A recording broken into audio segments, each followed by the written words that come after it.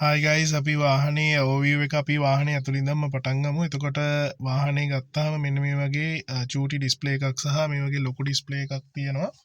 එතකොට මේ චූටි ඩිස්ප්ලේ එක ඇත්තටම අපේ මීටර් රීඩින්ග්ස්, බැටරි පර්සන්ටේජ් සහ කොච්චර කිලෝමීටර් ගාණක් යන්න පුළුවන්ද වගේ ඩීටේල්ස් ටිකක් තමයි මේ පොන්චි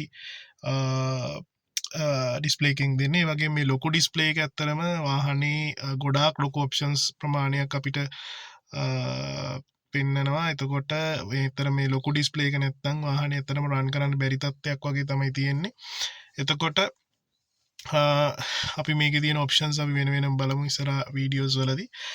එතකොට මේක ඇත්තටම පුෂ් ස්ටාර්ට් වාහනයක්. අපි බ්‍රේක් එක පාගගෙන මේක පුෂ් ස්ටාර්ට් කරාම මෙන්න මේ වගේ ස්ටාර්ට් එකක් තමයි වාහනේ ඩිස්ප්ලේස් වලින් දෙන්නේ. එතකොට මේ වාහනය මං අර කලින් කිව්වා වගේ මෙන්න මේ වගේ ඩීටේල්ස් ටිකක් තමයි අපිට පෙන්වන්නේ. එතකොට මේ වාහනේ මං අර කලින් කිව්වා වගේ කිලෝමීටර් 164ක් යන්න පුළුවන්. 154ක බැටරි පර්සන්ටේජ් එකක් තියෙනවා. ඒ වගේ ඔප්ෂන්ස් ටිකක් තියෙනවා. ඒ වගේම අපිට පුළුවන් මෙන්න මේ মালටි ෆන්ක්ෂන් කීස් වලින් මේකේ අපිට ඩීටේල්ස් වෙනස් කරන්න. එතකොට මේ තියෙන අපේ ටයර් ප්‍රෙෂර් එක, ටෙම්පරේචර් එක දෙන ඩිස්ප්ලේ එක. ඒ වගේම මේ ඩ්‍රයිවිං ටයිම් එක, ඒ වගේ අපිට එක එක ඩීටේල්ස් වගේක් ගන්න පුළුවන්. මෙන්න මේ බටන් එක ඔබ එබුවාම. එතකොට ඊට අමතරව මං වගේ මෙන්න මේ ඩිස්ප්ලේ එක තමයි ඇත්තටම මේකේ වැදගත්ම පාර්ට් එක වාහනේ. එතකොට මේකෙන් අපිට මෙන්න මේ වගේ ඇප්ස් ගොඩාරියක් තියෙනවා. එතකොට මේකේ අපිට මේ වැදගත් වෙන්නේ මෙන්න මේ සෙටින්ග්ස් කියන එකේ ගියාම අපිට වාහනේ සෑහෙන දේවල් ටිකක් කියමු කරනවා. එතකොට අපි වීඩියෝස් වලදී බලමු මේකේ කොහොමද මෙන්න මේ දේවල් ෆන්ක්ෂන් වෙන්නේ කියලා එකින් එක. මොකද ගොඩක් දේවල් තියෙනවා මේකේ.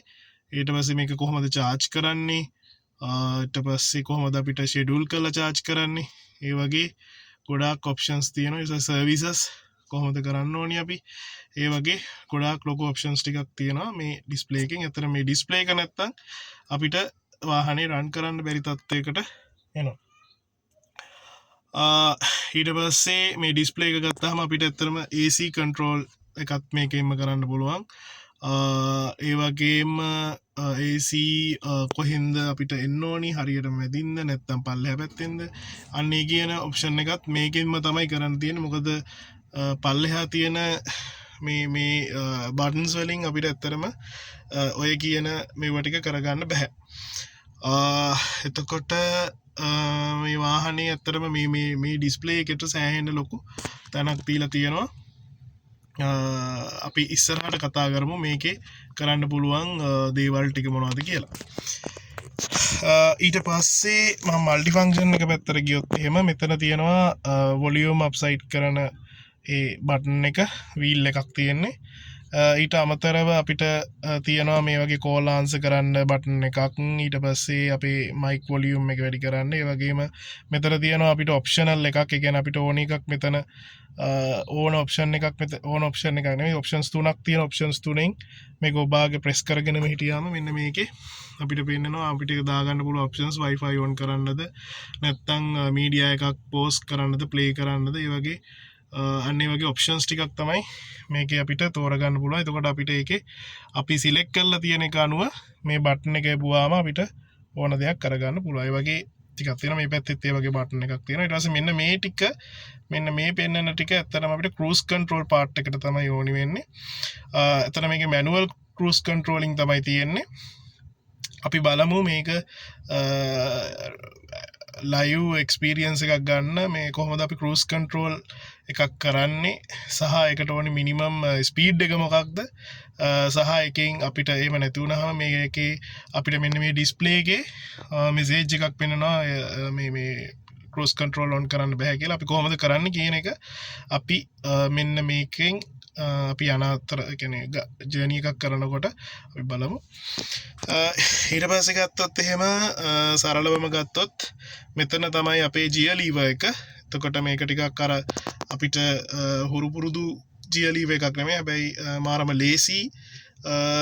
වාහනේ ලොකු ඉඩක් මේගොල්ලෝ මේ අඩු කරගෙන තියෙනවා G lever එක පොඩි කරලා එතකොට මේ D එක තියෙනවා N එක සහ උඩ පැත්තෙන් බැලුවාම මේ R එක තමයි අපිට පේන්න තියෙන්නේ ඊට පස්සේ පැත්තෙන් ගත්තාම මෙන්න මේ පැත්තෙන් අපිට තියෙනවා parking option එක මේ බටන් එක press කරපු ගමන් parking option එක වැටෙනවා electronic parking brake system එක වැටෙනවා ඊට අමතරව මෙතන තියෙනවා modes ටිකක් එතකොට මේකේ වාහනේ modes තුනක් තියෙනවා ඒ කියන්නේ අපිට වාහනේ කොච්චර පිකප් එකක් ඕනිද සහ අපි කන්දක නතර වෙලා තිබුණොත් එහෙම අපි මොන මෝඩ් එකේද යන්න ඕනි වගේ ඒ වගේ අර ටිකක් වැඩි එනර්ජි එකක් ඕනි කොයි වගේ අවස්ථාවලදීද කියලා ඒක අනුව අපිට පුළුවන් මෝඩ්ස් වෙනස් කරන්න. එතකොට මේ බටන් එක ඇත්තටම උඩට තමයි ප්‍රෙස් කරන්න ඕනේ.